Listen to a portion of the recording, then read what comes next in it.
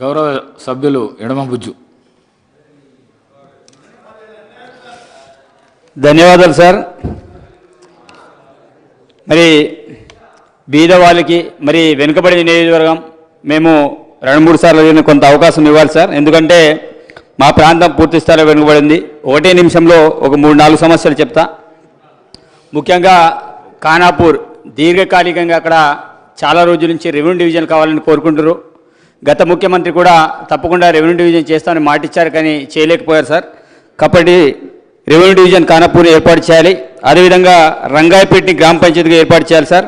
అదేవిధంగా విద్యాపరంగా మరి ఖానాపూర్ కేంద్రంలో డిగ్రీ కళాశాలని ఏర్పాటు చేయాలని దీర్ఘకాలిక సమస్య ఉంది. ఆ ప్రాంతంలో దస్తూర్బాద్ కావచ్చు, కడెం కావచ్చు, పెంబి కావచ్చు, ఆ మండలాలకు సంబంధించిన విద్యార్థులు చాలా దూర ప్రాంతానికి పోయి చదవాల్సిన పరిస్థితి ఉంది సార్. కాబట్టి కంపల్సరీ డిగ్రీ కళాశాల ఏర్పాటు చేయాలి.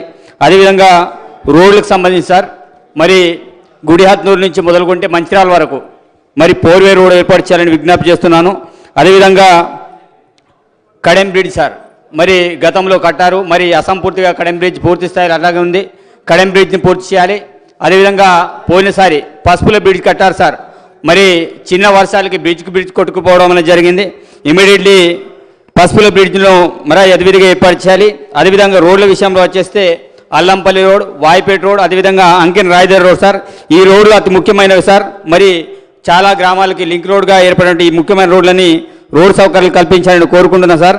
అదేవిధంగా మా ప్రాంతంలో సార్ ఇంకొకటి అతి ముఖ్యమైన సమస్య బీఎడ్ కళాశాల సార్. మరి డిఎడ్ కళాశాల మరి ఆ రోజుల్లో ఏర్పాటు చేశారు, మరి దాన్ని రద్దు చేశారు. నేను నిన్న కూడా గుర్తు చేయడం అనేది జరిగింది. కాబట్టి తప్పకుండా దాన్ని ఏర్పాటు చేస్తారని మరి మా ఇంకొక అంశం సార్, ముఖ్యమైన అంశం మరి 370 గురించి మీరు నిన్న కూడా చెప్పారు. మళ్ళీ ఇంకొకసారి పునరాలోచన చేయాలని గుర్తు చేస్తున్నాను. ఎందుకంటే 317 అంటే సంగారెడ్డి హైదరాబాద్కు ఒక కోరియర్గా తీసుకొని మరి వీళ్ళకి ప్రత్యేకమైన చేసుకుంటూ మిగతా రూరల్ జిల్లాలు ఏవైతే ఉన్నారో 370 తోటి చాలామంది పోలీసులే కావచ్చు, ఉద్యోగులు కావచ్చు, టీచర్లు కావచ్చు చాలా రకాలుగా బాధపడుతున్నారు. కాబట్టి 370 ఇమీడియట్లీ రద్దు చేయాలని మేము కోరుకుంటున్నాం సార్. అదేవిధంగా 46 సార్, పొద్దున్న లేస్తే పోలీస్ వాళ్ళు డిపార్ట్మెంట్ వాళ్ళు విద్యా అభ్యర్థులు ఫోన్ చేస్తున్నారు, మేము చచ్చిపోతాం, ఆత్మహత్య చేసుకుంటాం. మరి ఆ జీవో దేనికోసం తీసుకొచ్చారని వాళ్ళందరూ కూడా బాధపడుతున్నారు సార్. 46 జీవోని తప్పకుండా ఇచ్చేయాలని కోరుకుంటున్నాను సార్. ఎందుకంటే మా ప్రాంతానికైతే ప్రత్యేకించి ఎందుకంటే ఉమ్మడి ఆదిలాబాద్ జిల్లా గౌరవ ముఖ్యమంత్రి దత్తత తీసుకున్నారు.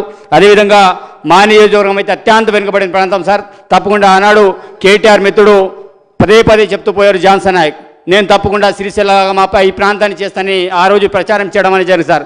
మేము కూడా తప్పకుండా కాంగ్రెస్ ప్రభుత్వం ఏర్పడిన వెంటనే తప్పకుండా సిరిసిల్ల కంటే ధీటుగా మా ప్రాంతాన్ని డెవలప్మెంట్ చేస్తానని ఆ ప్రాంత ప్రజలందరూ కూడా మాట ఇవ్వడం అనేది జరిగింది సార్. కాబట్టి సిరిసిల్ల కంటే ధీటుగా ఖానాపూర్ నియోజకవర్గం అంత డెవలప్మెంట్ కావాలి, ఆ రకంగా మా ప్రాంతానికి నిధులు ఇవ్వాలని కూడా ఈ సందర్భంగా మీకు విజ్ఞప్తి చేస్తూ ధన్యవాదాలు తెలియజేస్తున్నారు అధ్యక్ష. మినిస్టర్ సార్, గౌరవ సభ్యులు చెప్పింది నోట్ చేసుకున్నాం సార్.